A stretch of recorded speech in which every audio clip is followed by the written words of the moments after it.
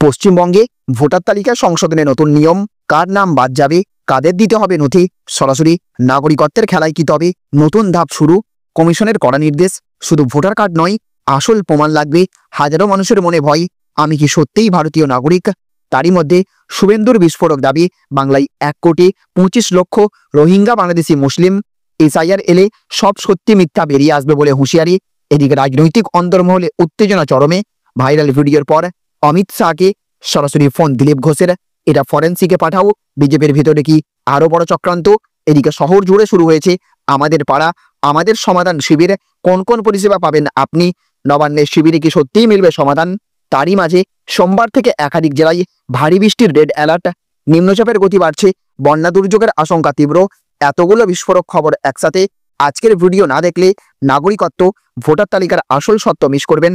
Like দিন, subscribe করুন আর কমেন্টে জানান আপনার মতে নতুন ভোটার তালিকা সংশোধনে কারা বিপদে পড়বে। তো দেখুন, আজ প্রথম খবর উঠে আসছে, পশ্চিমবঙ্গে ভোটার তালিকা সংশোধনে নতুন নিয়ম, কাদের নাম বাদ যাবে, কি নথি লাগবে জানুন। তো বিহারের পর এবার পশ্চিমবঙ্গে ভোটার তালিকার বিশেষ নিবিড় সংশোধন প্রক্রিয়া শুরু হতে চলেছে।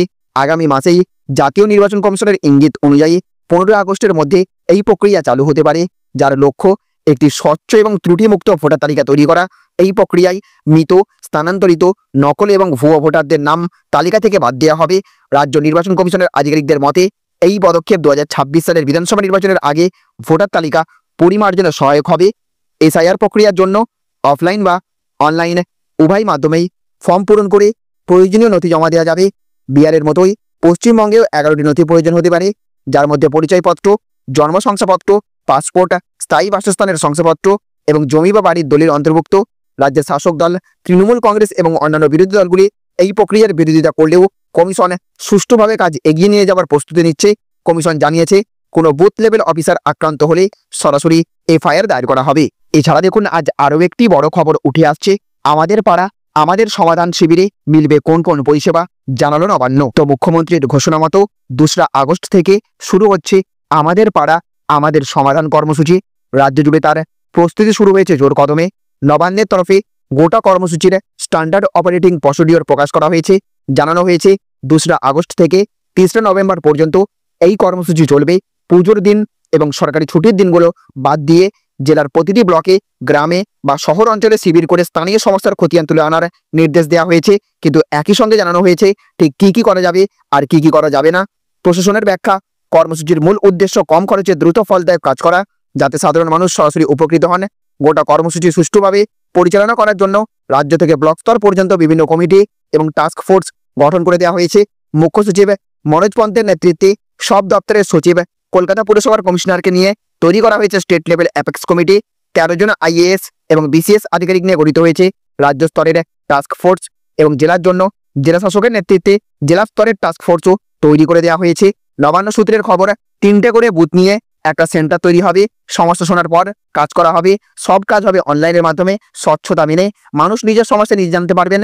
যেহেতু রাজ্যে প্রায় 80,000-এর বেশি বুথ রয়েছে, তাই 27,000 ক্যাম্প করার সিদ্ধান্ত হয়েছে। 15 নভেম্বরের মধ্যে সভা থেকে তুলে আনা সমস্যা সমাধানের জন্য চূড়ান্ত সিদ্ধান্ত নিতে বলা হয়েছে। 15 জানুয়ারির মধ্যে সব কাজ শেষ করার নির্দেশ দেওয়া হয়েছে।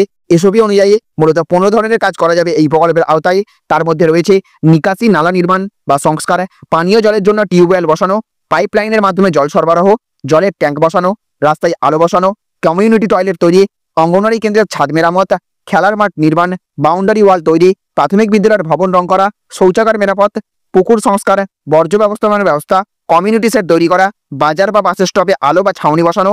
এই তালিকায় রয়েছে এমন সব কাজ যা স্থানীয় মানুষের প্রতিদিনের জীবনযাত্রার সঙ্গে যুক্ত এবং তুলনায় কম সময়ে কম খরচ সম্পন্ন করা যায়। এসবিতে স্পষ্ট বলা হয়েছে, বড় ধরনের নির্মাণ কাজ যেমন নতুন স্কুল, আইসিডিএস কেন্দ্র বা সরকারি দপ্তরের ভবন তৈরি করা যাবে না। জমি কেনা বা ভাড়া নেওয়া নিষিদ্ধ। প্রকল্পে ব্যবহারযোগ্য জমি অবশ্যই সরকারি হতে হবে অথবা এমন জমি যেটি নিয়ে কোনো আইনি জটিলতা নেই। প্রকল্পটি জনসমষ্টির উপকারে আসার জন্য কোনো ব্যক্তি বা গোষ্ঠীকে সুবিধা পাইয়ে দেওয়ার জন্য নয়। কলকাতা পুরসভার সার্কুলারে বলা হয়েছে, বুথ ভিত্তিক কমিটি গঠন হবে। কমিটির প্রধান হবে এমন এক ব্যক্তি যিনি এলাকায় পরিচিত। পুরসভা সূত্রের খবর, প্রতিটি বুথ ভিত্তিক কমিটির নির্দিষ্ট হোয়াটসঅ্যাপ গ্রুপ থাকবে। সেই গ্রুপের সঙ্গে সরাসরি যোগাযোগ রাখবেন পুর কমিশনার নির্দেশিত নোডাল অফিসার। একই সাথে দেখুন, আজ আরও একটি বড় খবর উঠে আসছে, সোমবার থেকে বঙ্গে আবার দুর্যোগ ধেয়ে আসছে। কোন কোন জেলায় ভারী বৃষ্টি, জেনে নিন বিস্তারিত। তো রবিবার দুর্যোগ কেটে ঝলমলে রৌদ্রোজ্জ্বল আকাশ দেখা দিলেও ফের দুঃসংবাদ শোনাচ্ছে আলিপুর আবহাওয়া দপ্তর। সোমবার থেকে বঙ্গে ফের ভারী বৃষ্টির সম্ভাবনা দেখা দেবে। এর পাশাপাশি মঙ্গলবার, বুধবার এবং বৃহস্পতিবার বঙ্গে ঝোড়ো বাতাস বইবে। তার সঙ্গে অধিকাংশ জায়গায় হালকা থেকে মাঝারি বৃষ্টিপাত হবে, কোথাও কোথাও আবার ভারী বৃষ্টি হবে। রবিবার আলিপুর আবহাওয়া দপ্তরের আবহাওয়াবিদ ডক্টর অন্বেষা ভট্টাচার্য এই খবর জানিয়েছেন। তিনি বলেছেন, দক্ষিণবঙ্গের মূলত যে জেলাগুলিতে সোমবার ভারী বৃষ্টি হবে সেই জেলাগুলি হলো মুর্শিদাবাদ, নদিয়া, উত্তর চব্বিশ পরগনা, পূর্ব পশ্চিম বর্ধমান, বীরভূম এবং হুগলি জেলায়। মঙ্গলবার যে জেলাগুলিতে ভারী বৃষ্টি হবে উত্তর দক্ষিণ চব্বিশ পরগনা, নদিয়া, পুরুলিয়া, বাঁকুড়া, পূর্ব পশ্চিম বর্ধমান জেলাগুলোতে। বুধবার ভারী বৃষ্টি হবে মুর্শিদাবাদ, বীরভূম জেলায়। এর পাশাপাশি উত্তরবঙ্গেও ভারী বৃষ্টির পূর্বাভাস জারি করা হয়েছে।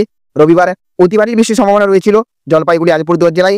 দার্জিলিং, কালিম্পং এবং কোচবিহার জেলাতেও ভারী বৃষ্টির পূর্বাভাস রয়েছে সোমবার উত্তরবঙ্গের যে জেলাগুলিতে ভারী বৃষ্টি হবে সেগুলি হলো কালিম্পং, মালদা, দক্ষিণ দিনাজপুর জেলায়। মঙ্গলবার উত্তরবঙ্গে ভারী বৃষ্টির সম্ভাবনা উত্তর দিনাজপুর, দার্জিলিং, জলপাইগুড়ি জেলায়। 30 জুলাই উত্তরবঙ্গে ভারী বৃষ্টির সম্ভাবনা নেই। এছাড়াও দেখুন, আজ আরও একটি বড় খবর উঠে আসছে।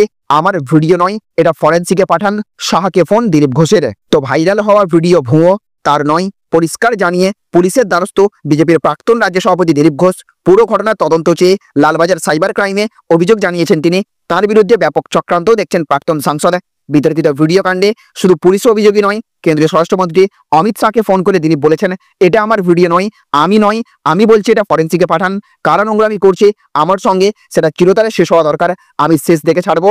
দিলীপ এই দিন বলেন, বদনাম করতেই এই ফেক ভিডিও করা হয়েছে। পুরোটা তদন্ত হওয়া নিয়ে তার দাবি, আমাকে বদনাম করা ষড়যন্ত্র হয়েছে, সামাজিক মাধ্যমে কাজে লাগিয়ে রাজনৈতিক কেরিয়ার কালিমালিপ্ত করা হচ্ছে। জয়েন্ট কমিশনারকে চিঠি দিয়ে তদন্তের আর্জি জানিয়েছেন তিনি। অসমর্থিত সূত্রের খবর, কেন্দ্রীয় স্বরাষ্ট্র মন্ত্রক ইতিমধ্যেই ভিডিওটি ফরেন্সিকে পাঠিয়ে দিয়েছেন। পাশাপাশি ঘনিষ্ঠ মহলে দিলীপ বলেছেন, কোথা থেকে কি হয়েছে সব খবর এসেছে, দলের মধ্যে এসব চলতে পারে না। সাইবার ক্রাইম থানায় লিখিত অভিযোগে দিলীপ লিখেছেন, তার সম্মানহানি করতে এবং রাজনৈতিকভাবে কালিমালিপ্ত করতে সোশ্যাল মিডিয়া এবং ডিজিটাল প্ল্যাটফর্মে তার বিরুদ্ধে কবির ষড়যন্ত্র করা হয়েছে। ষড়যন্ত্রকারীদের বিরুদ্ধে পদক্ষেপের আর্জি জানিয়ে তিনি লিখেছেন, এই ষড়যন্ত্রের পিছনে কারা রয়েছেন তাদের চিহ্নিত করা হোক, তাদের বিরুদ্ধে আইনি পদক্ষেপ করা হোক, ষড়যন্ত্রকারীদের আইন অনুযায়ী শাস্তির আবেদনও জানিয়েছেন তিনি। এছাড়াও দেখুন, আজ আরও একটি বড় খবর উঠে আসছে। বাংলায় 1,25,00,000 রোহিঙ্গা বাংলাদেশি মুসলিম, বিস্ফোরক দাবি শুভেন্দুর। তো রাজ্যের বিরোধী দলনেতা শুভেন্দু অধিকারী দাবি করেছেন, বিহারের মতো বাংলায় স্পেশাল ইন্টেনসিভ রিভিউ বা বিশেষ নিবিড় সমীক্ষা হলে রাজ্যে 1,25,00,000 রোহিঙ্গা বা বাংলাদেশি মুসলিমের নাম ভোটার তালিকা থেকে বাদ পড়বে।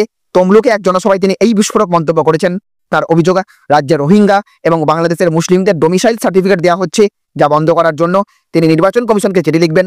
শুভেন্দু অধিকারী আরও দাবি করেন, আইপ্যাকের উদ্যোগে 8টি সীমান্ত জেলায় 75,000 মুসলমান বাংলাদেশিকে ফর্ম 6 দেওয়া হয়েছে। এই পরিস্থিতিতে তিনি বিডিও এবং এসডিওদের ডোমিসাইল সার্টিফিকেট গ্রহণ না করার জন্য সতর্ক করেছেন। বিহারে এসআইআর এর পর 403 জন বিএলওর বিরুদ্ধে এফআইআর এবং 53 জনের গ্রেপ্তারের উদাহরণ টেনে তিনি এই হুঁশিয়ারি দিয়েছেন। রাজনৈতিক মহলের একাংশ মনে করছে, বছর ঘুরলেই বিধানসভা নির্বাচনের আগে শুভেন্দুর এই মন্তব্য রাজ্য রাজনীতিতে নতুন মাত্রা যোগ করেছে। তো বন্ধুরা, এই ছিল আজকের কিছু গুরুত্বপূর্ণ খবর। আজকের ভিডিওটি যদি আপনার ভালো লেগে থাকে তাহলে অবশ্যই একটা লাইক দিন, বন্ধুদের সঙ্গে শেয়ার করুন, আর চ্যানেলটি সাবস্ক্রাইব করতে ভুলবেন না। পাশে থাকা বেল আইকনটা প্রেস করুন, যাতে ভবিষ্যতে আমরা যখনই নতুন কোনো গুরুত্বপূর্ণ খবর নিয়ে আসি আপনি সবার আগে তা দেখতে পান। আপনার মতামত জানাতে ভুলবেন না কমেন্টে, কারণ আপনার প্রতিটি মন্তব্য আমাদের আগামী ভিডিওগুলোকে আরও ভালো করার পথে সাহায্য করে।